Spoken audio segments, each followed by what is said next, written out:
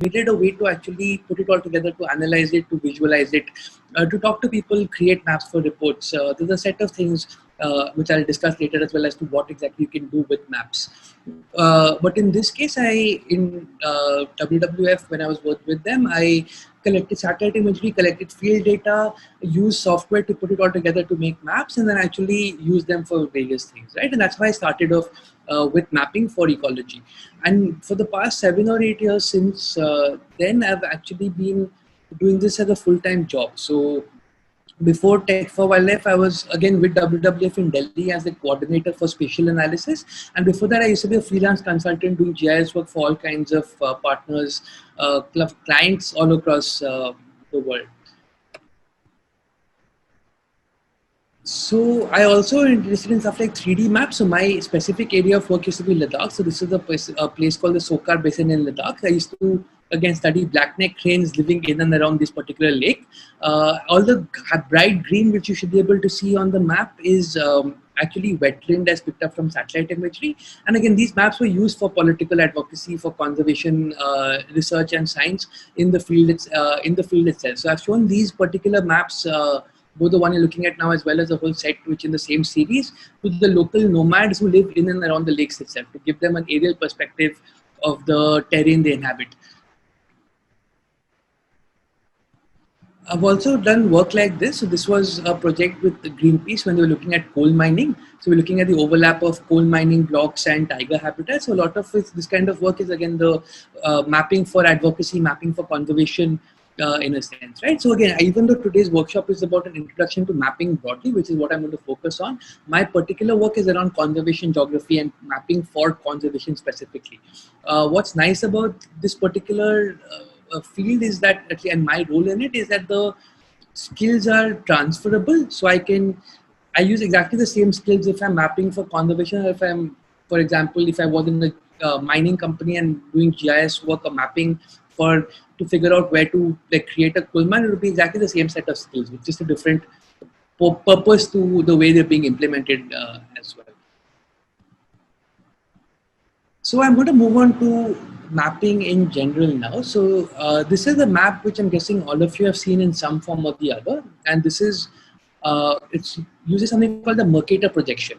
And now to just step back a little bit, let's talk about what a map is, right? So a map is a depiction of a portion of the Earth's surface or the surface of another body. So, for example, there are also maps of Mars, Mars and the Moon, the moons of Jupiter. For example, there are maps of all of these bodies.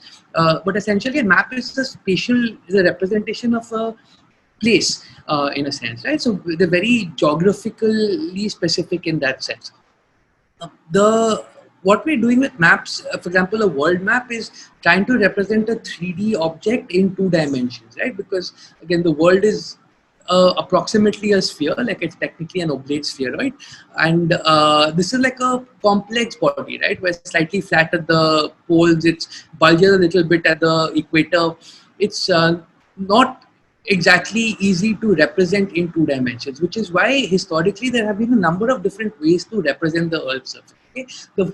The most famous one is this one, which is the Mercator projection. It dates back to the early 16th century, and it was created by again a Flemish cartographer named Mercator, and this was also the age of discovery. So the reason the Mercator projection took off and was has been so influential in the world of cartography is because all the lines of longitude are parallel to each other, and all the lines of latitude are parallel to each other as well, and each line of longitude is perpendicular to every other line of latitude, right? So it's very clear that there are 90-degree bends between the latitude and longitude things, and otherwise they're all all the longitudes are parallel. And this is important because if you are a navigator with a compass taking a bearing with the sun and the stars and a compass when you're out in the middle of the Atlantic Ocean trying to find the new world, this is the kind of map you need to actually be able to navigate accurately. And that was the purpose this map was created for. But however, I'll get into the politics of this in a little bit, but this is it's not an accurate representation of the Earth's surface, right? Like we know that India is actually much larger than Greenland. Antarctica looks enormous on a map like this, but it's actually not. It's not the largest continent by a long stretch. And there are multiple ways to depict the Earth's surface in two dimensions. So again, like I said, the Mercator projection is one. Another one is this, which is the Dymaxion projection. Again, so this is exactly the same data as the previous map. It is the same continents, the same color scheme. It's just a different way of laying it out. The Dymaxion projection was invented by someone called Buckminster Fuller in the early 20th century, so almost 400 years after Mercator. And Fuller also invented something you might have seen, the geodesic dome, right? Which is, if you look at this figure and the geodesic dome, they don't actually seem to have much in common. But the thing is, the Dymaxion map, the one I've got on screen right now, if it's printed out and cut, okay, so again, an exercise which you might want to try at home is if you print this map out and cut it along the borders of the map and actually fold it together, you'll have a complex 3D polygon which depicts the Earth's surface, right? And again, this is just another way of depicting the Earth's surface. It's got its pros and cons. So it's definitely better in terms of depicting area, but it's more complex to understand and read. And it's definitely not as useful for people who are navigating on ships in like the 15th century, right? Another map projection is this one, which I personally like a lot. This is called the Waterman projection. It's commonly known as a butterfly. Again, a very pretty way to depict the Earth's surface. And again, the point of showing you these projections is that all three of these depict the same Earth that we all know, the same continents, but they look vastly different. And this is just a way to actually tell you that, you know, people have their preferences in terms of maps. Like out of these, I definitely like the butterfly projection a lot. But on a very serious note, if I had to give someone a map which is depicting different continents having the same area, I would need to use a projection which has equal areas in that sense. If I wanted a projection for people who aren't familiar with maps, I would use the Mercator or something which is more familiar in a sense and more easily understandable, right? Because you have to appreciate the cultural context people are coming from as well. So again, this is one of my favorite comics about this. It's from XKCD, and you can again Google just those three keywords will give you this particular map, and I just recommend having a look at it, right? Because cartographers, geographers can be you can supposed to be scientific, but a lot of this is about personal preference as well. And this is just the personal preference can very easily feed into the way you're actually showing maps to people and the kind of maps you're creating. So this is a map by Kai Kloss. So he's a famous graphic designer, and this came out a couple of years ago. And this is essentially a map depicting the true size of Africa, right? Now again, I'm going to skip back to the Mercator projection again. As you can see in this projection, Africa and the Northern America, the entire continent, not just the country, not just the USA, but the entire continent of North America and the continent of Africa look approximately the same size, right? While Greenland looks like it is almost like the same size, if not larger than the continent of Africa itself. But as you can see in this map, the whole of the United States will fit into just the sub-Saharan Africa in that context, right? The whole of the continent, the whole of the country of China. Sorry, I'm going to hold on for a second.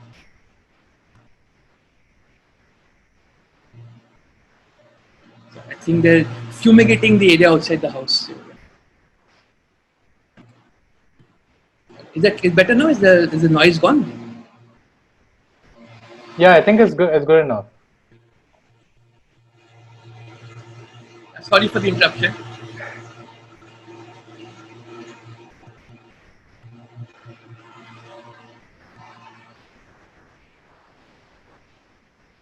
Great. Okay.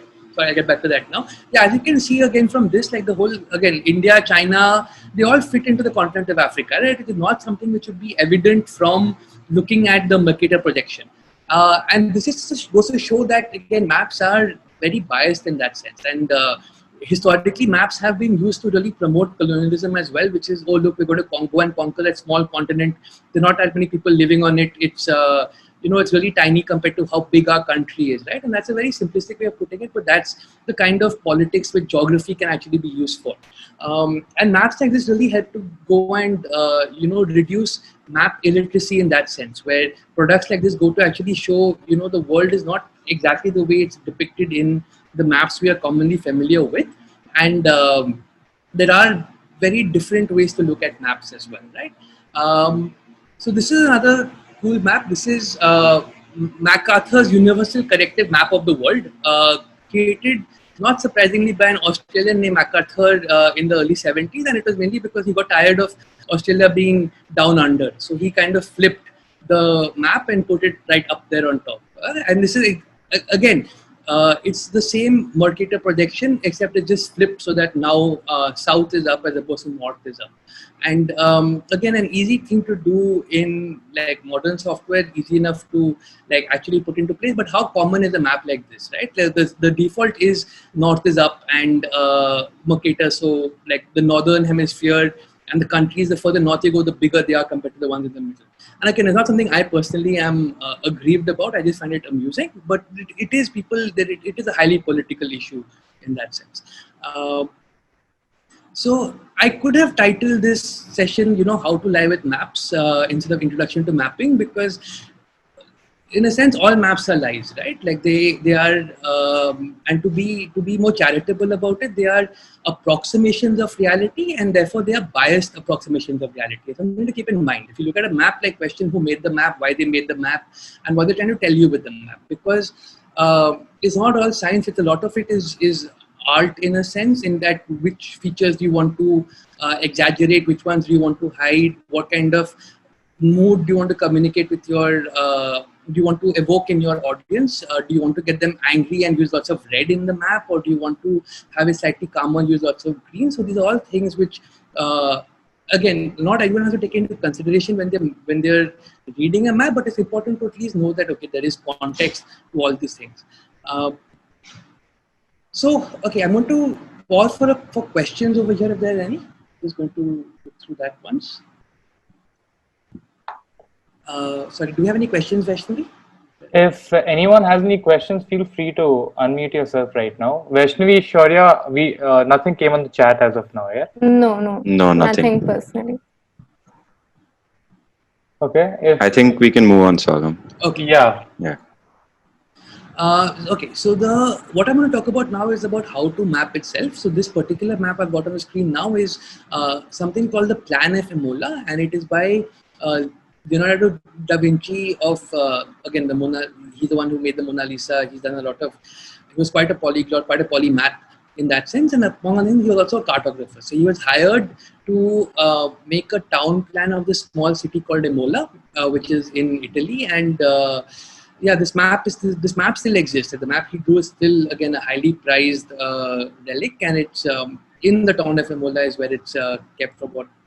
Yeah, it's kept in the town of Vinci, which is Da Vinci's birthplace. So yeah, this map still exists, and I definitely want to go and look at the original at some point of time whenever travel reopens. Now this map is fascinating because almost until this point, all maps were essentially depictions. They weren't to scale, and they were they were at different looking at the ground at different angles, like a perspective shot, as it were, of the Earth's surface. And they would have features like churches, for example, would be exaggerated to communicate how pious the cartographer was, right? Or they would, like completely hide any, like the houses of like the lower section of society, and only the noblemen's houses would be mapped out, because they want to show how rich a city is, how great a city is in that sense. This particular map is fascinating because it's one of the first maps where Da Vinci basically walked around. He used the compass. He uses steps to actually measure distances, and he mapped out all the buildings in that form. And again, this is before satellite. This is before any kind of aerial imagery. So not even kites and balloons, which came a couple of centuries later. This is from the perspective of someone who's never been up in the air, never seen the Earth's surface from above except from a hill. This is a fascinating leap in terms of visualizing the Earth's surface, right? Because this is the way a bird would look at it if you had, and this is done with having no conception of what a bird's eye view of a place would be, which is why this map is famous. This map is quite an icon in a sense, and again, Da Vinci was an artist as well as a cartographer in this sense. So as you can see, the main map itself is very detailed, very much to plan. Even today, people can still use this map to navigate this particular town, while the river to the right to the south is a beautifully drawn, free-flowing art form. Right? It's not static and rigid and bounded the way the city itself is. It is a free-flowing art form, which is what adds so much life to this map. The map is also divided into sections. So, like most modern maps, will have a small compass on the top left. In this case, Da Vinci used a compass as the main the main base for the map itself. So each of those lines are aligned on the north, south, east, west, northwest, southeast, and northeast, southwest axes. Right. So the compass is part of the map itself. Again, a beautiful map. And again, the point of this is this was hand drawn, which is why like it's possible to make a map completely by hand with like referencing other components. I want to show you another map. So this is a map which I made many years ago, and this was based on satellite imagery. It's also a plan. It's of a small bird sanctuary in Andhra Pradesh, right? So I used to go visit it often, and like again, I was sketching it out, and I wanted to understand where the birds were nesting. So the little grey islands in the center of the map are where all this whole you'd have whole flocks of pelicans and open-billed storks and painted storks nesting over there, while surrounding it there was like lots of farmland and trees and fields. Right? Again, this is a map which is essentially hand-drawn. And again, very easy to do. Just this particular case was a matter of just tracing over Google Earth imagery and making a map out of it. And again, I don't pride myself as an artist. Like I like the kind of spatial work I do, but I definitely don't. I don't think I'm good at drawing in that sense, but it is possible in the way to collaborate with other people. So this is the map I did when I was at WWF in collaboration with Rohan Chakravarti, who's famous for his green humor cartoons, right? So he works as an artist on commission. For those who don't know of his work, I highly recommend going and looking up green humor.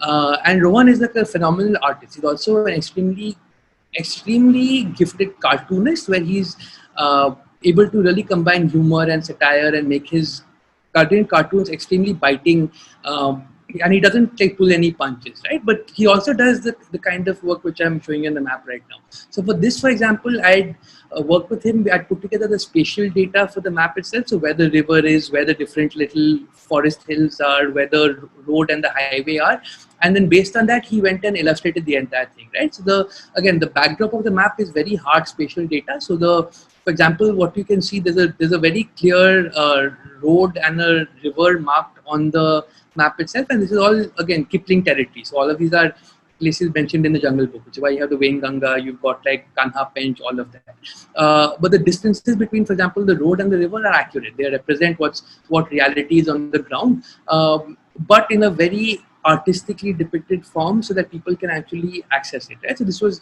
done to communicate with like tourists who are going to Kanha Pench, with the locals living around it as well, about the importance, and again have some kind of conversation starter. And again, between this map and this map, there are some 500 years, but this is not the sort of map which someone from the 16th century would not be able to understand, right? It's clear, it's got illustrations, it's cute, it's cartoony. It's 600 years, about almost 600 years between the two of them, but there's still common threads all the way through, right? There's still people hand drawing, illustrating in some way, whether it's with like pen and iPad Pro, whether it's with like pencil on paper. These are still drawings in a sense. And again, so how to map? I would say it's really straightforward. If you have an area you're interested in, the easiest thing to do is pull out pen, paper, and today again you can use Google Maps or Google Earth, and then just like draw out the area you want to. And that's it. And all of us, I'm sure, have drawn small sketch maps for people saying, okay, if you go left at that shop in front and take a right, you'll get to my house, right? And this is again before WhatsApp locations became commonplace, but it is something which it's easy enough to like do and visualize in your head. So I'm going to move on to the tools that we use, and I'm going to talk about these are the 10 of the tools which I most commonly use to do mapping work. And I'm going to talk through each of these tools. I'm going to just explain briefly what they do, but I'm going to focus on 3 of them and do a walkthrough of how these tools are actually used. I'm going to show you that in the middle, right? So just to give you an idea of these tools itself, so Google Earth Pro is So I'm going to tell you about Google Earth Pro, OpenStreetMap, and QGIS in detail. All right. I'm just going to tell you about the other 7, which I'm not talking about in detail to start with. All right. So ArcGIS is the first. So that's the one on the left below Google Earth Pro. And ArcGIS is expensive, very highly regarded commercial GIS software. Okay, so it's very professional level software. It's very expensive to get a license for this. And I don't recommend this to people because it's also closed source. So, which means that you can't really play with the actual code itself, and you have to rely on the company who makes ArcGIS to maintain it for you for any issues at all. If you have any issues with it at all, ArcGIS is very powerful. It lets you create maps all the way from pulling spatial data into producing finished maps. So again, if you're doing anything which requires spatial data as a full-time job, it's what is the industry standard in that sense.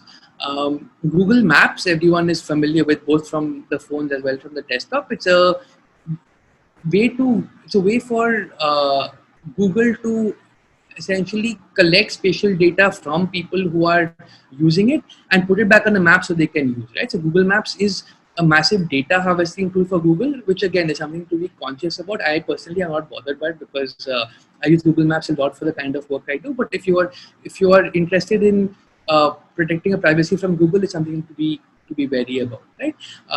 For example, I'm not sure how many of you have signed up to the Google Maps timeline, but at the end of a month, I get an email from Google, which essentially gives me like every place I've been with my phone collecting spatial data over the past month, right? So I can go back to like 2016 and say, okay, on the 1st of September 2016, where was I at like 3 in the afternoon? And I can pull that data out from my Google Maps account. And yeah, it can be quite creepy, and it's something to be conscious of, right? But very powerful in that sense. Adobe Illustrator is again illustration software. It is primarily used for drawing. I use it to put in the final details of on any maps I'm working on. I use it to, for example, set fonts, move labels around, change icon types, and so on. The other 4 on the right column, so Inkscape is like Illustrator, but it's open source and free, so I highly recommend it again. Leaflet.js is a JavaScript library which lets you make maps for the web. Again, slightly higher end stuff may not be relevant to most of you on this in this workshop, but it is something to be aware of. When you see a map which is a web map, it's either been made using some sort of Google backend or some other third-party closed service, or if it's open source and free, it's been made using Leaflet, right? There's Microsoft Excel, which is spreadsheet software. I've used it for primarily to manipulate spatial data. And one thing to point out is that 90% of my mapping work gets done in Excel, right? It's only the final 10, maybe 15% of the task which has to be done in like a particular GIS package. But a lot of the work is just about getting your coordinates right, getting the names right, and that's all done in Excel itself. So multiple layers of data go through Excel, and that's where they're processed until they go into GIS. So again, Excel is invaluable for the kind of work I do. Web ODM, as I will introduce, I also fly drones, and we use drones for lots of mapping work.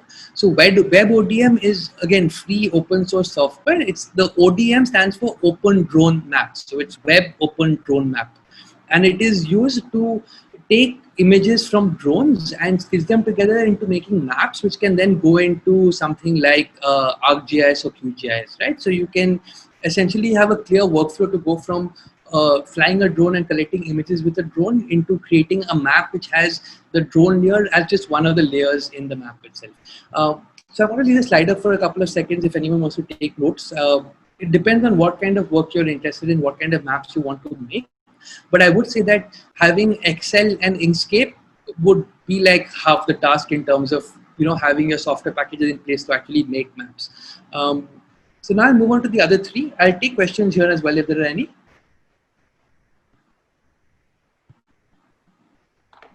Yeah. Does anyone have a question? Yeah, okay, Shashank, I think we can continue. Cool, okay.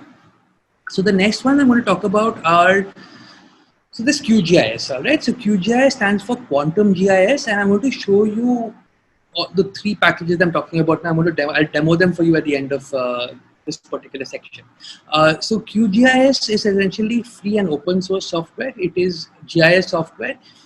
GIS, again, geographic information systems are ways to manipulate and visualize spatial data, right? So, like I mentioned, ArcGIS is very powerful. QGIS is also extremely powerful. It is open source, though, which means that it is buggy, all right? As opposed to a bunch of highly paid coders sitting and maintaining it, the way it works for ArcGIS, where you've got a company who has a profit to make out of it. With QGIS, everything, all the code in it is open source and is contributed by the community in a sense, right? So if you have a issue with something, then the common if you go and say, you know what, this is not working so well for me, they'll be like, okay, why don't you go and fix it yourself, because the code is open. So if you can code in Python, in Java, in C++, then you can actually go and fix whatever issues you want in QGIS. Again, there's a lot of work, a lot of training. It's not to be, the amount of effort people have put into QGIS should not be underestimated, right? And one way to use it is with lots of gratitude, which is just be grateful for the fact that people out there who put in their time to actually build this just for the public good. And again, I'm not a coder, so I just use QGIS, and I'm very grateful every time I use it, even if it crashes on me like 3 times out of every 5 times I use it. So highly recommend it. If you're even starting out with GIS, it's a great way to begin. And yeah, easy enough to access, whether you're on Windows, Mac, Linux, or any other platform. I don't think they're Android or iOS ready yet, but there are clients which let you plug into it as well. But again, Windows, Linux, Mac, it's got pretty stable distributions for it. The next one is OpenStreetMap. So OpenStreetMap, unlike the others, it's not a software package. It's more like the Wikipedia spatial data, as I've put up on the slider, right? And OpenStreetMap is a place where, again, like QGIS, people can go and contribute, not code in this case, but data. So you can go in and actually draw in OpenStreetMap.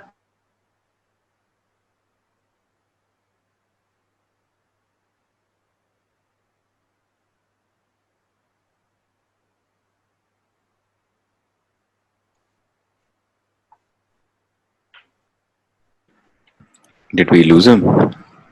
Was I lost for a second? Yeah. We lost you for a bit. Yeah, where did you lose me? Right, you just started introducing OpenStreetMap. Got it. Okay. Sorry. So OpenStreetMap is, again, like I might be repeating myself, but OpenStreetMap is like the Wikipedia spatial data. It's an open data alternative to Google Maps, all right? So even in Google Maps, people can contribute data, but the data is then owned by Google, and they can choose how it's visualized on Google Maps itself. With OpenStreetMap, when you contribute data, it belongs to the community. It's copyrighted to the community as well. So, for example, when I use OpenStreetMap data to make a map, I put a small credit on the bottom saying property, copyright to the OpenStreetMap contributor community. Again, I really like OpenStreetMap. It's very powerful, both to contribute data as well as pull data out of. Again, it's easy enough to find. You have to create an account and log in. You don't need to do that for this session, but I would recommend the signing in, creating an OpenStreetMap account so you can access the full power of what it's able to do. The way I use OpenStreetMap, just to explain that briefly, is suppose I wanted to map a particular area out. I go into OSM and check whether they have data for the area I'm interested in. And if they do, then that's great. If it's an area I've been to and I know the area well, I can edit and clean up the data in OpenStreetMap itself. So, I can fix a line, I can fix a spelling mistake in a street name. I can, if there's a small pizza outlet which is outside my house and on OpenStreetMap it's marked as being on the parallel road, I can fix that, right? So I can do all kinds of things. I can move the data around in the main database itself. And then I can download the data to my computer and use it as a layer. Which is very powerful because I don't need to download a layer to my computer and then fix it after that. I can fix it on the web itself. And that's a massive bonus because it makes sure that any fixes which I'm implementing in the data aren't just for my benefit, they're for the benefit of the entire user community of OpenStreetMap, right? So suppose someone's coming along 6 months later making a map of the same area, they have no connection with me, but they're still using my data in some form, which is, again, why it's property of the OpenStreetMap community. and I'm going to again, I'll demo this to you. It'll be easier to understand once I show you what it actually works like. And finally, there's Google Earth Pro, which is Google software. So this used to be a paid package till a couple of years ago. So it only became free very recently in that sense. Very powerful tool. It is not, however, a data manipulator. So you can do a little bit of editing in Google Map, in Google Earth itself, but it's primarily to visualize spatial data in context of other layers. So I can put in multiple layers into Google Earth Pro and I can look at them at the same time, which is what's really useful. I can add a few points. I can do some distance measuring. I can do a couple of other interesting things. For example, it has a flight simulator game built into Google Earth Pro itself. So I'm not sure how many of you have seen that, but it's worth exploring because you can just go in and fly. I think it's got a Cessna and an F-22 as the only two options, but you can essentially fly over the Earth's surface, something which the newly released Microsoft Flight Simulator is apparently a lot better at. But again, this is free and anyone can do it, right? So it's got the option right there. So again, interesting ways of exploring spatial data. So like for example, it's always been fun to make a map, put it into Google Earth, and then fly over it, right? Which is it's really it's fun and it looks pretty. Again, something which can be done quite easily. So these are the three main tools. I'll just walk you through the workflow itself as what we do with all of them. And yeah, so this is the workflow itself which I've got, which is I'm going to show you how to add a feature to OpenStreetMap and then download data from OpenStreetMap to your computer. All right.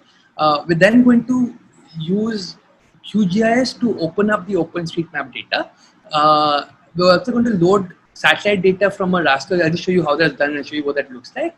And we're going to save the map as a .kml file. And then we're going to view the file in Google Earth Pro, right? So this is essentially three different packages which will take you from creating spatial data to editing it if you want to viewing it in Google Earth Pro. Why the KML is useful is because that's what we normally email to people, right? So I make a lot of maps for print. I make some web maps as well, which we're not going to go into today, but they're maps which are interactive on the web itself. But a lot of my work is around advocacy, like I said earlier. So, like once in a while, you have to suddenly mail a file to a minister or to somebody who wants to look at it, and they have very little technical skill. So the easiest thing to do is say, you know what, if you have Google Earth installed, I'm going to send you a KML and you can open it in that. And that's, again, why I say it's a very powerful viewer is because it's free, it's powerful, it's easy for people to access, and you can then send them KML as opposed to having to actually send them anything else. Okay, so yeah, so I'm just going to go into OpenStreetMap now, so I'll show you what that looks like.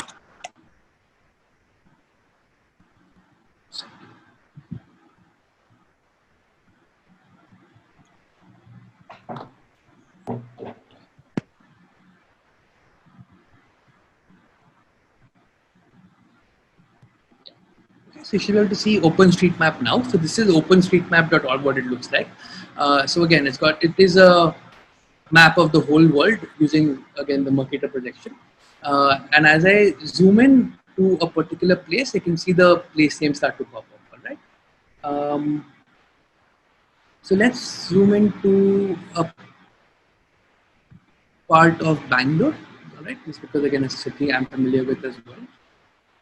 And as you can see, as you zoom in, I'm going to zoom into the center of Bangalore. So this is, for those who are familiar with it, this is the Brigade Road, MG Road area.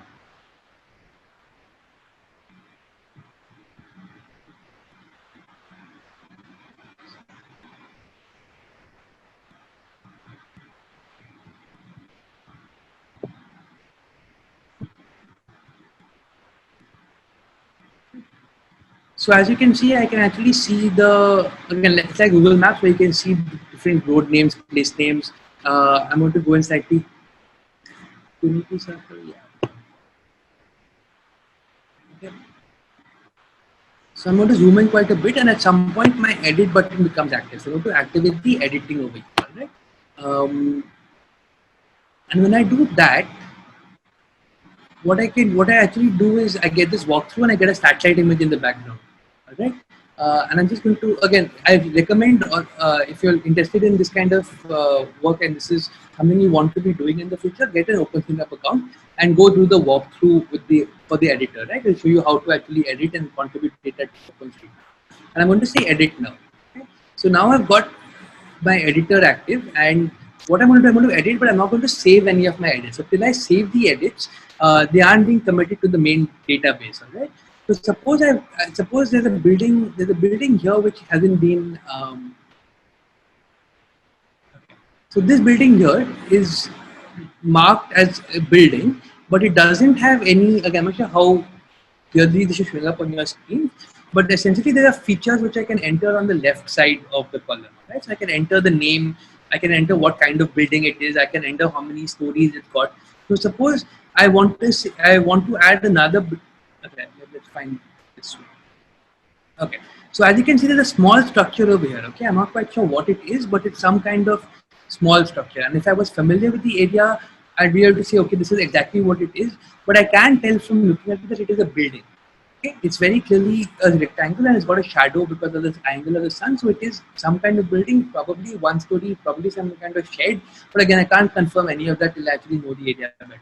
What I do know is a building. So I'm going to click on area and I'm going to just draw the outline of the building itself. And I'm going to give it some tags over here. So this is really important to actually make sure that the data is accurate. I'm going to call it a bicycle shed for now.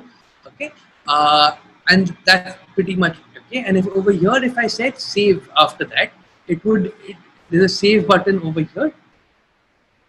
So if I said save, it would essentially upload this data to the main database and it would eventually become part of the total OpenStreetMap database. Okay, I'm not going to do that because that's technically vandalizing the data set, since I don't know I don't know if the building is actually a bicycle shed or not. All right, so I'm not going to do that, right? But that's that's how you edit OpenStreetMap data, right? That's pretty much it. I'm going to undo all of that.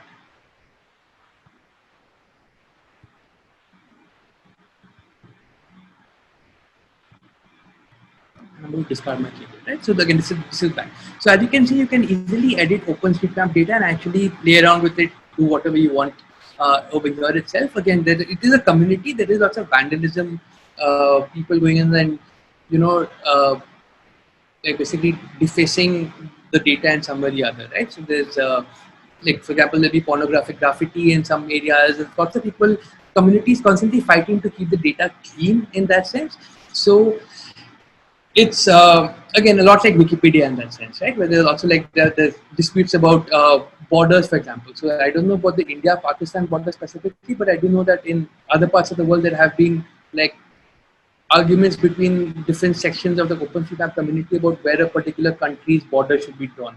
All these geopolitical disputes play out online, Twitter, Instagram, and also on communities like OpenStreetMap and Wikipedia. Just something to keep in mind in terms of when you're contributing data to OSM, like try and be as accurate as possible and limit yourself to what you know is correct. So that's how you use OpenStreetMap data, edit it over there itself.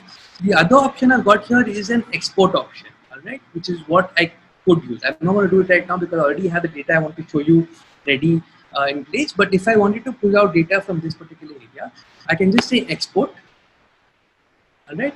It will ask me to draw either a polygon or a particular area for my area of interest, and then say export after that, all right? And it would essentially just download that particular data set itself. So for example, the one which I've downloaded right now, it's called map.osm and it's in my downloads folder. And that's how you use OpenStreetMap, all right? So you create a user account and login, you view the area you're interested in, you can edit the data itself, and you can download the data onto your computer to use in any application you want to do. Common users of OpenStreetMap data, for example, something called Foursquare, which I have never used and only vaguely aware of it, has moved all the mapping data from Google Maps to OpenStreetMap a few years ago, right? Applications I'm more familiar with include, for example, the Red Cross, they use apps internally for their disaster relief responders. They use OpenStreetMap data. So anytime there's a disaster, we're actually part of this large community called the Humanitarian OpenStreetMap team, which contributes data to OSM specifically in regards to disaster relief. So it's because it's an open data platform, because of the community already existing. If there's for example, the Kerala floods earlier this year, the the Haiti earthquake in 2014, the Nepal earthquake in 2016. All of these had calls for people to come and help map out the area using satellite imagery, and the data was used by those on the ground to actually figure out, okay, where was there a village before the earthquake hit, because there's no road now, so we don't know something's there, but because it's mapped out, it's easier to find, right? So it's very, very practical uses of OpenStreetMap of the data itself. So once the data is down on your computer, I'm going to switch to something called Quantum GIS now, right? What I spoke to you about already. So let me just activate the screen sharing for that.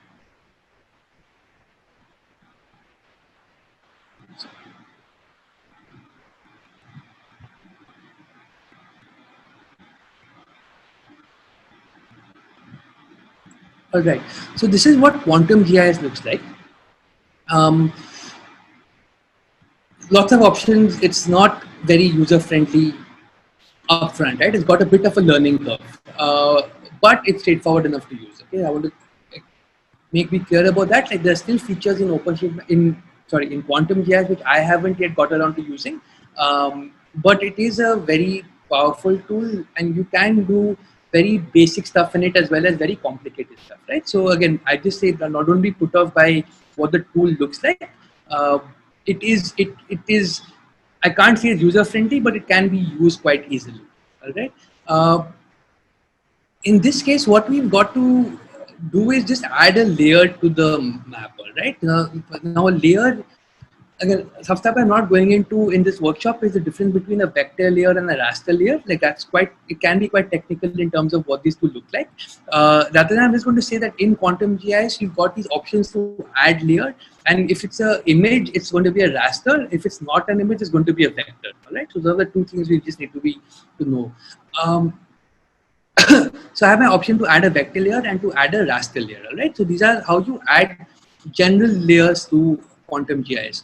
In the case of OpenStreetMap specifically, you need to get a third-party plugin. Okay. Now, QGIS is very extendable in that sense, where people have written various plugins, so you can do tasks easily. Normally, getting OpenStreetMap data into QGIS would be complicated. In this case, it's not, because there's a plugin, which I'm just going to show you very quickly, called Quick OSM. Okay, which has been written specifically for QGIS to use OSM data. All right, so this is a plugin I have installed. Because OpenStreetMap data is vector data, the plugin is installed under the vector option over here. All right, so I have essentially installed QGIS, downloaded a plugin using the very easy plugin manager called Quick OSM. And now I'm going to just use the Quick OSM plugin. So for example, if you wanted to see OSM data in QGIS, you don't need to know anything else but this, which is get the Quick OSM plugin in the plugin option, install it, and under vector, you'll be able to see the plugin itself. All right. So I'm going to open up Quick OSM now. Yeah. Okay. You'll be able to see that particular screen. And over here, because I've already downloaded my file, right? When I said export on OpenStreetMap, it downloaded a file for me. So I'm going to go and find that file. So over here, essentially, I've kept it in this particular folder, and it's a folder called it's a file called bangalore.osm. Okay, so again, because it comes from OpenStreetMap, that's the clear extension it has. I open the file itself, okay, and I open it up.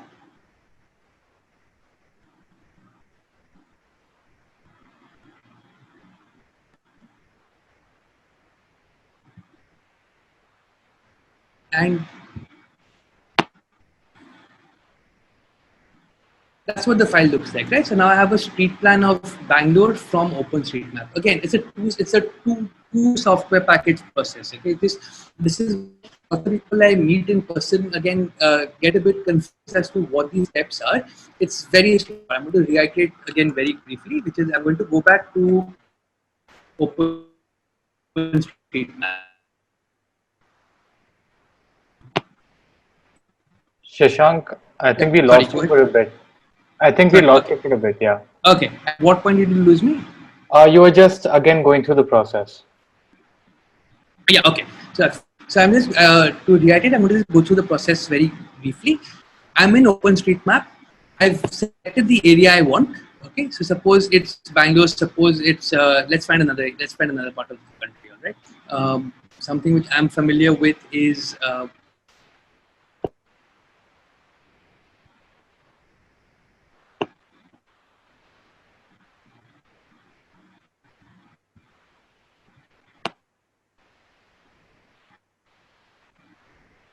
Eastern Tanzania, for example. All right. Suppose I wanted a section of this. Um, you zoom in all the way.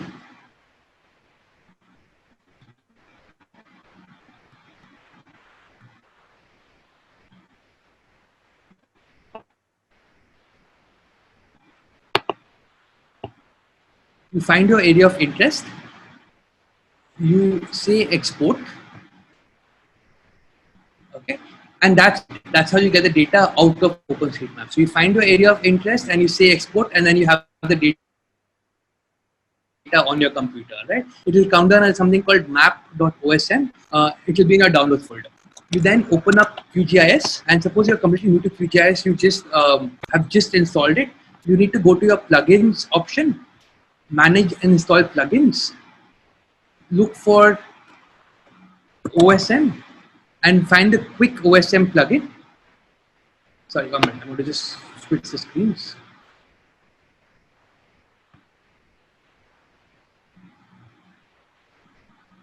Yeah.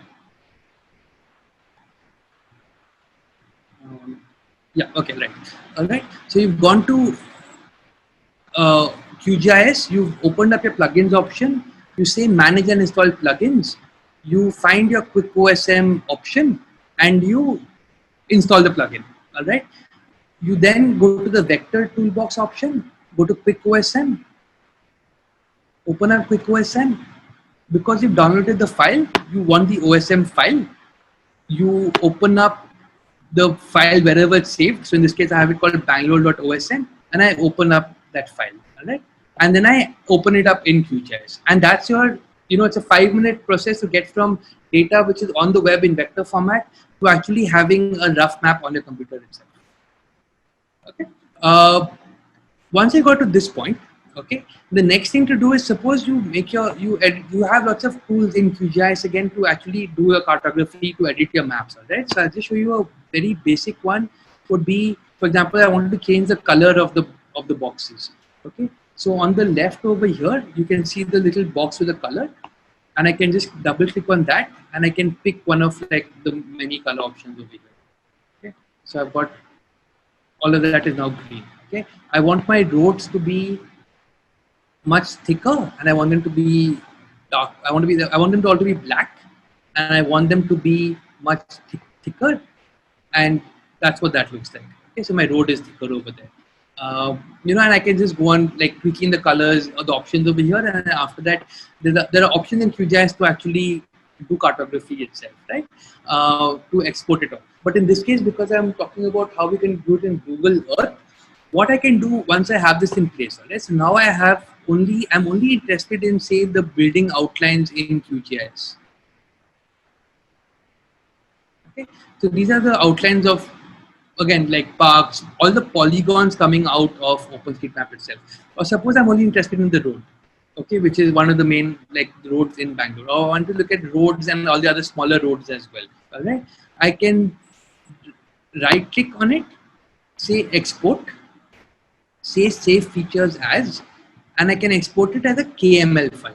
Now KML files are what Google Earth actually opens up, right? So I click on KML, I name it Bangalore roads, and then I say okay. All right, and that saved the entire OpenStreetMap data, which is now come onto my computer. I've saved it as a KML file, and I've said okay to it. All right, and the file is saved somewhere. And then the final software package is I want to open up Google Earth Pro.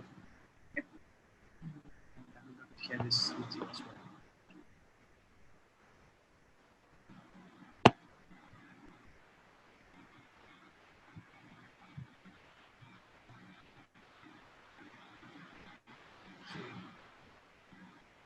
So this is Google Earth, which I've opened up. So Google Earth Pro is now open on my computer. And again, like I said, it's great at visualizing data itself. So what I can do over here is I can add the KML file I've just created. I'm going to go to File, Open. I'm going to find the KML file I've saved, which is called bangalore.kml, and I'm going to open that up. Okay, and it's essentially showing me all the spatial data in Google Earth itself. So now I can click on these roads over here, and it will give me some information about it. Based on depending, yeah. So there, because it's OSM data which is coming here, I can actually see that, okay, fine, this is Gopalan apartments and it's a residential type of land use, so all of, again, the data which is there on OpenStreetMap about this particular section of Bangalore itself. Right? Again, there's a lake very clearly marked out here on Google Maps, Google Earth. The data available is, it has it as Tubahari Lake, and I click on it and it will tell me, it should tell me the same thing as well. Yeah, which is, that's the lake name, the way is the water, right? Again, to reiterate, you can't do this with Google Maps. I can't export data from Google Maps in this kind of vector format and then view it in Google Earth like this. Okay. Again, you don't have access to the raw data itself. However, over here I can do anything I want to the data. I can change the shape of the data. I can change the name, the attributes. I can really manipulate the data itself in a process in software like QGIS. Okay. Again, with Google Maps, one of the easiest way to make maps to share with people is to just send them a KML file like this of the area that they're interested in. But even if you wanted to take screenshots, right, with what people do, like most people take screenshots of Google Maps, which is fine. If it fits the purpose, then that's more than enough. But even with Google Earth, you can do some kind of editing of the data, of the way the map itself looks. All right, so I can open up the get info option.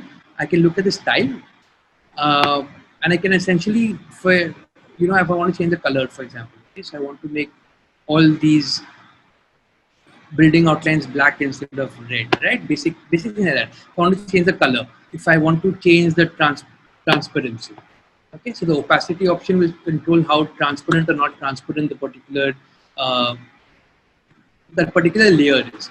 And I can do this with multiple layers. So for example, over here, I've only taken the outlines from QGIS, but I can also take the, the polygons itself, and I can have a different color layout for them, right? And I can do all of that and then take a simple screenshot of Google Earth Pro, and I have a much cleaner map than I would have ever taken a screenshot of just Google Maps itself. And that's one way in which Google Earth Pro can be used quite nicely to make maps either for print purposes. For example, you have a report you're writing, you have a map you want to insert into a journal article, or you can send people the KML file if that's what you want to do, right? Also, again, Google Maps, if you're doing something which has got like a large audience and you want like a professional illustrator to work on it, you can give them a Google Maps KML file, you can give them a screenshot, and then they can use that to actually make a more accurate map than they would have been able to without that kind of spatial reference, right? Again, just to clarify, there'll be lots of people, lots of literature out there which is very pedantic about cartography. And what has to be very clear is that if you need a map which fits the purpose, you use whatever tool at hand, whether it's pen and paper, whether it's Google Earth Pro, whether it's QGIS. There's no, there's nothing to look down upon in what tool someone's using to make a map. Right? At the end of the day, a map, even a hand-drawn map, again from the 16th century, is still far more powerful than a lot of web maps out there today, right? Again, so there's nothing to really discriminate with this, and again, anyone can make a map. I really don't think it is a rarefied skill in that sense. It is very much being conscious of the world around you and how you want to communicate about it to other people, and that's pretty much where mapping is at today, right? It's definitely the golden age of mapping. There's so many tools out there. The kind of satellite imagery we have access to is unprecedented. So I really enjoy this area of work. And again, even if you don't work with maps professionally, it's still a fun thing to do. Is just go and draw a map or contribute data in some form or the other, right? So I'm just going to go back to my presentation. I don't have any more. I don't have any more text in that sense for. This is mainly I'll go straight to Q&A. I'll just say that if there are any questions, again, you can address them to the Bastion team, or you can also mail me. I'm at shashank@techforwildlife.com. We have a website as well, techforwildlife.com, and I'm also on Instagram and Twitter, like we said, at again, Tech for Wildlife, right? And I have a set of other maps which I can actually run through very quickly to show you. So these are all maps we made in the past couple of years. So these maps are specifically for campaigning around Mulem, which is there's a national park in Goa. They're trying to build various things too, and so we've making maps to actually help the campaign with advocacy and communication. So this is the kind of work which we do, and again we find maps really useful for the kind of advocacy we're working on. Like I said, we don't work only on mapping; we do also other analysis and spatial data work as well. But maps are definitely what people know us for. Yeah, I think that's it. I have. If there are any questions, we can move on to that. Yeah. Other than So Shashank, thank you so much for the presentation. I mean, I learned a whole lot from it myself as well. And I think Vaishnavi has a few questions first relating to her work. I think we can start off with that. Before I do that, we have Karthik who has a couple of questions. So we just go to Karthik. Why don't you unmute yourself and go ahead, ask your question? Yeah. Hi, Shashank. Thanks for the talk. I have, so based on what you showed us on the OpenStreet map, so you zoomed in on a particular stretch, and when you export that file, and then import it on QGIS, is it that only the visible part of that screen is imported there? Is it that data, or because that looked larger than what you exported? Got it, right. So the thing is that you can set it in two different ways, all right? So, and let me see if I can share this with you. So you can, okay, so you should be able to see my OpenStreetMap screen right now. Yeah. So you can set it in two different ways. So one way is to actually, zoom in, zoom out, and set the boundaries over there. The other is to actually select a different, the option there to manually select a different area, and then I can create a bounding box around the area I want. Right? So this is a more accurate way of doing it, where you select the area you're interested in. Suppose I want this particular island in the Mandovi. I select that, and then it's going to give me the data, only the data which is within this box. However, to answer a question specifically, for example, this road, which is cutting through, is going to give you a little more data to the north and the south, because it's one long feature. So it's going to give you, because it's vector data, so it's all lines and points and polygons, it will give you a complete polygon. It won't clip the road at that point where the bounding box ends, but it will give you a little more of the road itself. But for the most part, it will give you the area within this box. Okay, and so again, based on that, for example, since you took Bangalore's example, if say I wanted data of an area like HSR layout. Sure. So now, say I know where the area is, but I don't know where its actual administrative boundaries lie. Right. In a way that I can't even draw a polygon around it like this manually. So then what happens in that case? So in that case, there are other data sources. So this is something which I haven't covered in, what I haven't covered in this workshop is where to get your data from, right? Which is what your question is. And honestly, where to get your data from is a much longer workshop than how to make a map. So in this context, I would say for your specific question, there's something called datameet.org, all right? That's DATAMEET.org. And DataMeet is essentially a group based out of Bangalore, actually, who collect data and post it for all of India, right? So you'll get your assembly constituency boundaries, your parliamentary constituency boundaries, your wards, all of that. They have like links to actually getting the data itself, and the data is all in vector format, so you can actually get the data, download it, and open it up in OpenStreetMap. Sorry, in QGIS. Got it. Thank you. Yeah, I think Pranav has a question next. Pranav, go ahead. Thank you, Shashank. That was a good presentation. I just wanted to ask you one question on the whole logic behind cartography, as how state uses it and how we can use it to counter that as a form of mapping. So I'm aware of these techniques of counter mapping which are being done. And second is more to do with my particular field study and how I want to use mapping. But first, if you could answer that question in the context of because I am personally working with regard to Forest Rights Act, and Mhm. even in the Supreme Court or even in all these places, the reliance on satellite imagery is uh, superseded over maybe community drawn maps in the context of FRA. So when it becomes like this contestation of evidence, or when you have to also do counter mapping using GIS or GPS tools, somewhere then don't you think this exercise becomes of contestation between your version of the state's version of the truth versus how you are wanting to negate that truth? And because this has a especially in the context of land use and encroachment, this is a major issue, because state has been using satellite imagery to show how forest has been depleted, but they're blaming forest dwellers for it. So there's a whole technological determinism aspect, as well as the fact that they have the resources to do the mapping. So Yeah, no, yeah, if you excellent could question. answer this Yeah, question, and then I'll ask sure. you around the field. Sure. That sounds a great question. So the only way to do it, which is why I like the kind of work we're doing, is because we've done work around land rights, for example, in Ladakh, right, where all the nomads are working with are migratory. They don't really have specific sites they're living in.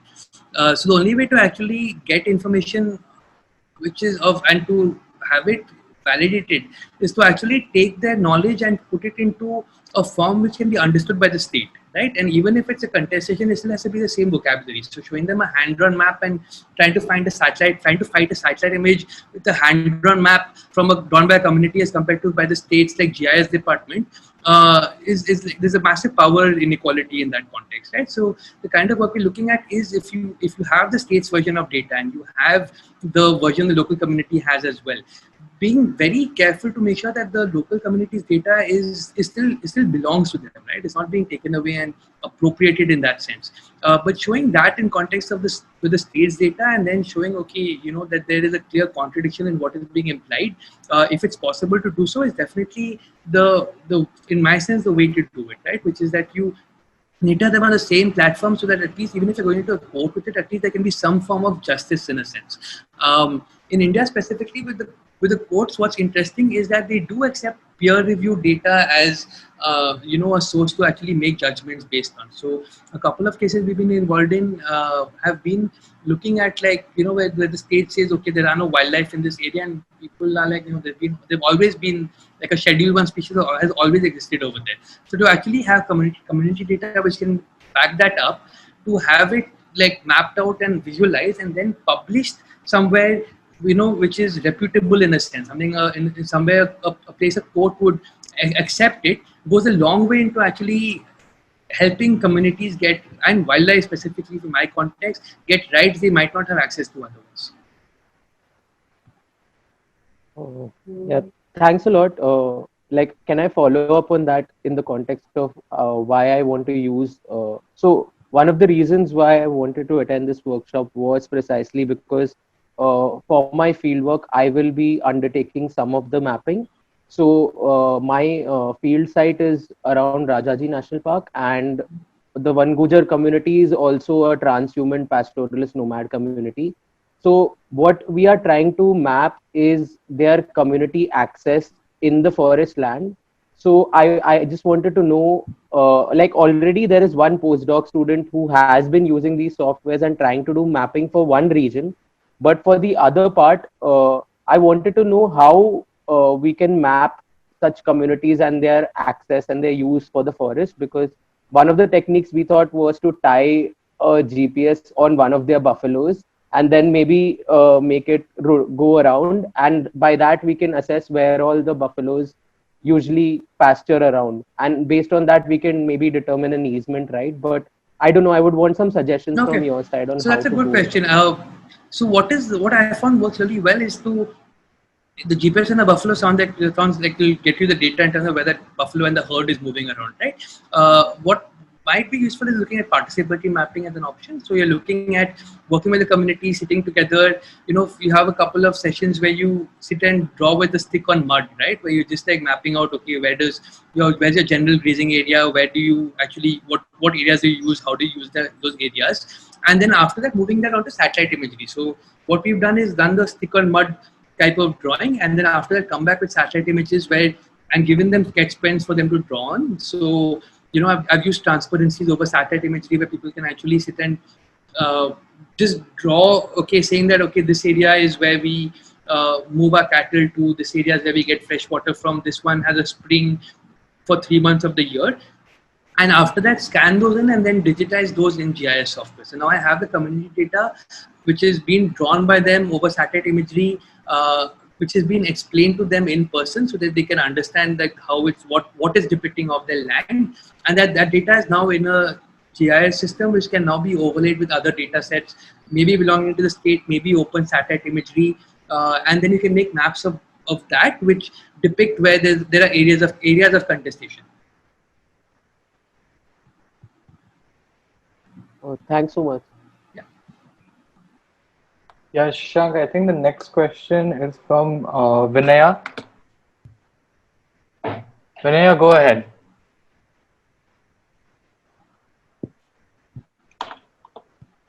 Hello, Vinaya, can you hear me? Yes. Yeah.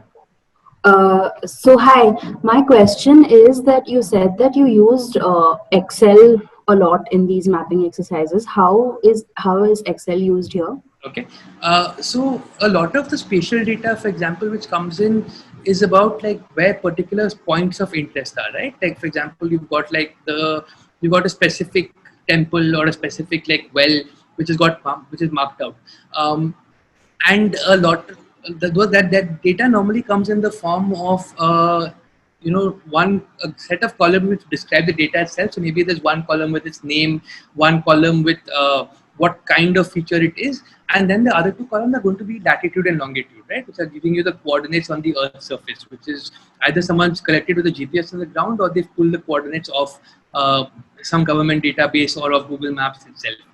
So in Excel, what we do a lot of is actually manipulate that data. So you have the different points which are in the different points are all visualized in Excel. You can do the same thing for lines and polygons as well, where instead of 2 columns of latitude, longitude, you'll have multiple columns, each of which refers to one vertex on either the line or the polygon, right?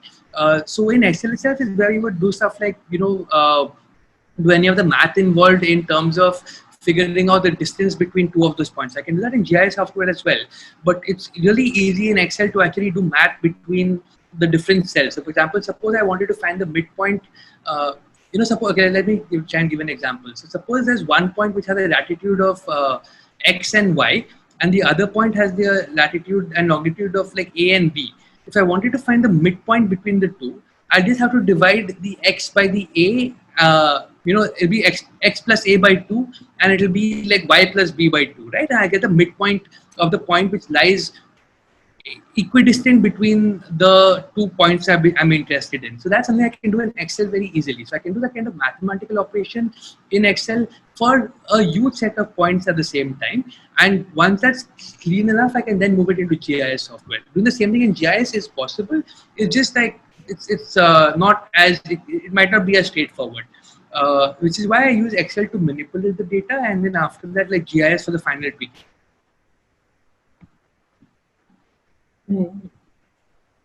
Yeah. Okay, so Shashank, I had a few questions myself as well. One was something you already brought up. I know there's not enough time to talk about it as a whole, but could you just give us a basic primer on how to even collect this sort of data, Sure. as in where can we begin to even understand? Okay, so the 2 ways in which we can get data broadly are either collecting your own data or getting data from somebody else, right? And with the nature of the modern world, most of the data is going to be from somebody else. So whether it is the US satellite system, whether it is from the European satellite system, whether it's from the Indian government, whether it's from like your colleagues / clients in like a different part of the world, it's going to be from somebody else, right? Which is why, again, the KMLs and knowing Google Earth are useful, because that's an easy way for people to send you data. So people send me lots of KMLs and I combine them all together into one map. So that's one, right?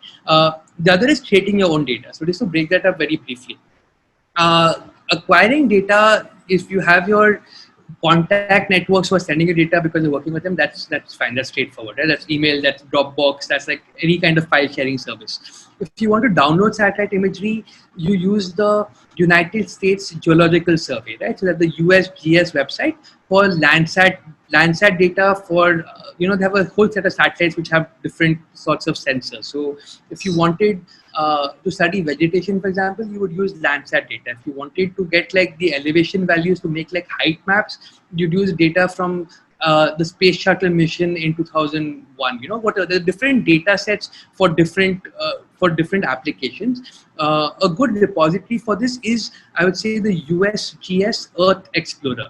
All right, that's a good starting point where you have to create a free login ID password. But it's free data. So Landsat data has been free as of 2007 or so. Okay, before that it was really expensive again, but then it's now funded by the US taxpayer. Similarly, the European Space Agency, the ESA, has the Sentinel satellite series. Right, so Sentinel-2 is another. Sentinel-2 is a particular satellite system. So the Sentinel-2A and Sentinel-2B, and they collect, again, visual imagery of the Earth's surface. So lots of what you see in Google Earth comes from the Landsat and Sentinel series at lower resolutions. When you get to higher resolutions of satellite imagery, there are now services like Planet available. So Planet is a company who are launching these satellites. So the recent Falcon 9 launch, I think I watched it live. It was in I think late June. They launched like a whole set of like Planet satellites, all right, which was they call doves in a sense, and that imagery is expensive. So I've been in talks with them about buying imagery from them. It's about a $5,000 minimum for the to buy from them, and you also have to go through a bunch of regulations which the Indian government has put into place around buying commercial imagery, right? But for those following the whole Ladakh dispute between India and China, when the first set of conflicts happened a couple of months ago, all the satellite imagery being used in the public domain in the press was from Planet, right? Because it was the only commercial high imagery satellite imagery provider around in that sense. So that's for satellite imagery. There's free imagery from the USGS, from the ESA, and then there's paid imagery from Digital Globe, from Planet as well. Again, the free imagery works for most purposes. Okay, so I recommend, again, it's very easy to download the imagery and open it up in QGIS. All right, instead of saying add vector layer, you say add raster layer. But it is, again, there are tutorials available. It's not a difficult thing to learn. I think I'd give it like 3 to 4 hours to download a satellite image and actually open it up and look at a particular area. Right. Not to go into too much detail, but the thing is, the Landsat and Sentinel series, they have lower resolution. So each pixel in Landsat is 30 meters to a side, which means that any objects which are smaller than 30 meters don't show up very clearly or at all, right? So it's great for looking at where's the forest end, where does the city begin. It's not great for figuring out where a road is. Sentinel has a 20-meter resolution, so it's slightly better than Landsat. But like Planet, it has 0.5 meter, right? So that's massive. Like you can see individual cars, you can see people. You can't see number plates, but you can see people. And then what we use a lot is drones, because with that you can see individual pebbles on the ground, right? So that's the hierarchy of visual imagery in a sense. Regarding vector imagery, there's OpenStreetMap is the prime one. There's DataMeet, who I mentioned earlier, as a group. So they collect imagery, they collect vector data and put it together. And there are multiple other sources for vector data. So between getting a satellite image, getting OpenStreetMap data, and getting some other vector data, like the question earlier about like boundaries, right? Like I think Pranav had asked about what boundaries, for example. You can find that data, and between these 3 layers, you can have a really comprehensive map depicting something you're interested in. Okay, that sounds great. I just had one more question, because most of these maps right now, the way I see it, they're static, right? Can we also have, how do we move it onto a real-time sort of format? And by this, I'm talking specifically about, say, wildlife tagging using sensors. Right, okay. So that's actually quite interesting to work on and do. It requires you to dairy chain a bunch of services together, right? So one is that you're going to be, if you're tagging wildlife and then the wildlife data is coming in some format, you want to move it into a dynamic spreadsheet. So actually, what we do for this is we use Google Sheets for a lot of this kind of work, right? So it's like an online version of Excel. So in the sense, we use okay, so we use something called Open Data Kit, which is phone-based software to do surveys in the field, right? So Open Data Kit lets you essentially set up surveys and collect data from data collectors in the field using Android phones. So we keep, like for example, I mentioned Black Bazaar earlier. That's what we've been working on them on them, because you have these farmers who may not know English, have just been using smartphones for the past couple of years. To actually get them to use their phones to collect data from their own fields is immensely empowering. In that they actually collecting data and they're using that to estimate how the level of quality of their coffee. So for example, we can use Open Data Kit in the field on these phones. They collect data. The data goes into a web server from where we pull it into Google Sheets. And from Google Sheets that's the main data for a web map. So the web map is pulling data from Google Sheets. So the web map again is usually made using Leaflet.js, like I mentioned earlier, as a JavaScript plugin, and it pulls in the data from Google Sheets and depicts it on a web map, right? So as the data comes in from the field, it is almost immediately going onto the web map through these multiple services. And the same thing applies with like wildlife tagging data as well. The data comes in some format into whatever proprietary software is which the tags are using, and from there you pull it into a spreadsheet which is in Google. And that's why you use that for the main base layer for your information layer for your map. Okay, that's really interesting. I think Chirag, you have a question? Mm-hmm. Go ahead. Hi, Shashank, thank you for that presentation. I think my question follows on from a discussion we had last week with the folks at Dakshin Foundation on citizen journalism. And I was actually talking to someone that's working on a flood watch feature for Karnataka, where they could enable real-time reporting of flooding in districts across northern Karnataka and parts of Coorg. And my question was, how advanced are we in democratizing this technology with mapping? Which is to say that how far away is the future where citizens can actually inform organizations and governments about say flooding, like geotagging that you're talking about, animal tagging, all of these things, the farmers using their smartphones. Is there a movement to democratize mapping in that sense? And can you point me towards some organizations working on that?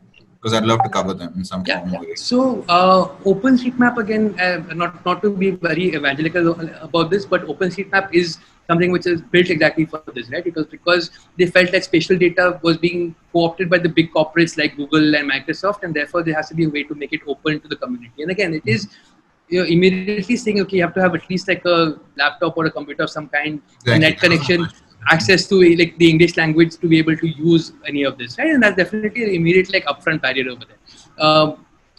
I would say there's still a ways to go, and again, the barrier is not so much the technology, but the sociology, right? In that case, like in the how good are our primary and secondary education systems to actually allow people to get into areas like this? Are they, so I think the barriers are at a different level in that context. I do think modern tools are making it easier to get to a point where you can do this.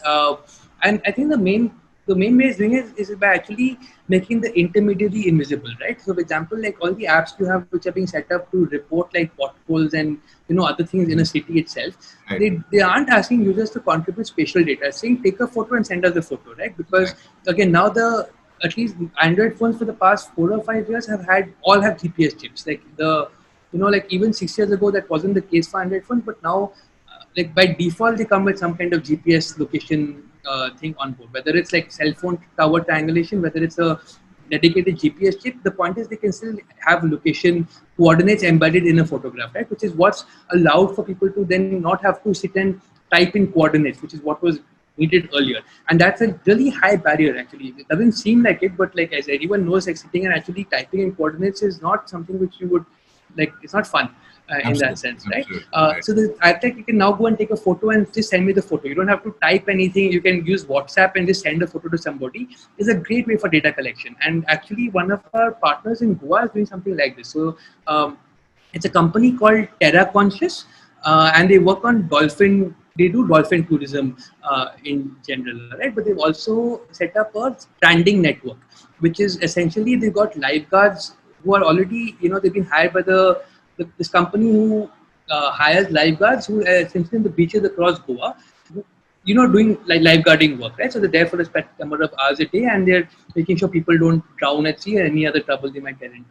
But they've also been, they have a secondary purpose now, which is to keep an eye on any turtles or cetaceans which wash up on the shores, right? So it's a great initiative. Again, if anyone coming to Goa, like look up Terra Conscious, they've done some amazing work on this. What they do here is that the lifeguards, when there's a animal which washes up on the beach, the lifeguards take a photo of it and WhatsApp it to a central coordinator.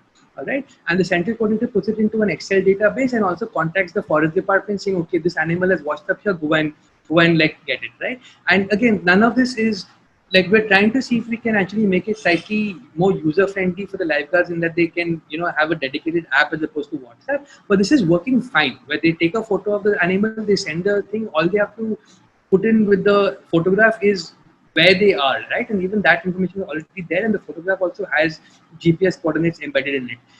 Again, wouldn't have been possible even 4 or 5 years ago, but now all the lifeguards have phones. They all know how to use phones.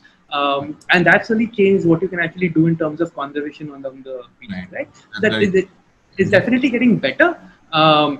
There's still a ways to go, but I think having tech become easier to use goes a long way towards removing that barrier. Right. That's very cool. Thank you. Yeah, I think we're done then. Thank you so much, Shashank, for such an informative session. There's just one question from someone on the Zoom chat. Is it possible for him to demonstrate how to integrate Excel data with map tools? Sure. So I'll just put that open. Okay. So I'll take a couple of minutes. I think we have that much time, right? Yeah. Sure. Take a minute. Yeah. Okay. So suppose I'm going to open up Microsoft Excel over here. All right. And I want to share the screen with you as well. So let me see if it. All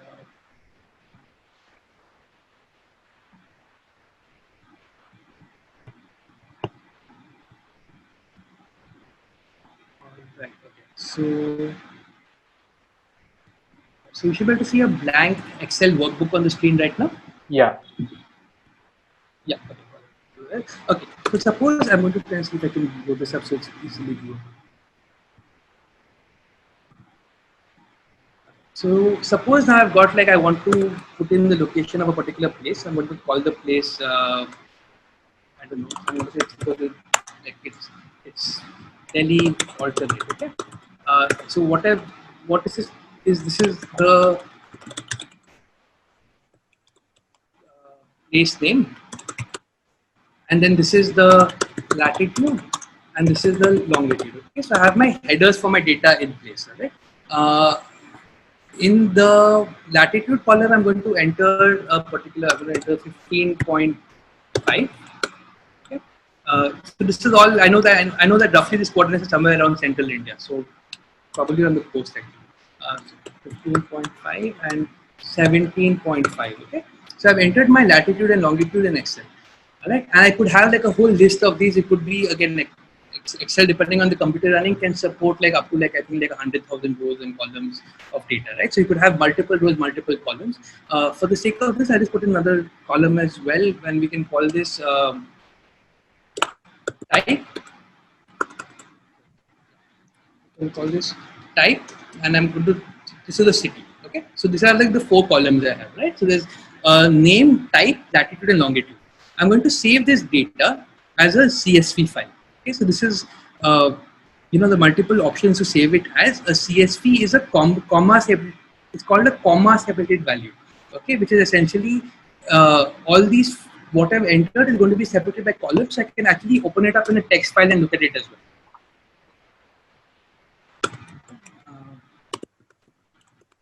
So now it's saved as coordinates.csv, and I basically saved this particular file. Okay, and that's pretty much it. I'm going to go back to my QGIS application right now. I am going to make sure you can see it first.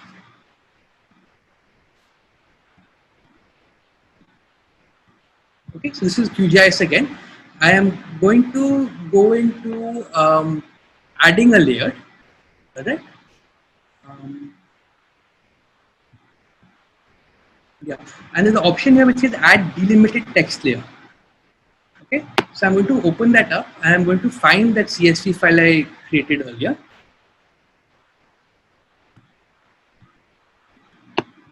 Okay. It wants to know what the X and the Y fields are, so I'm going to enter them over here.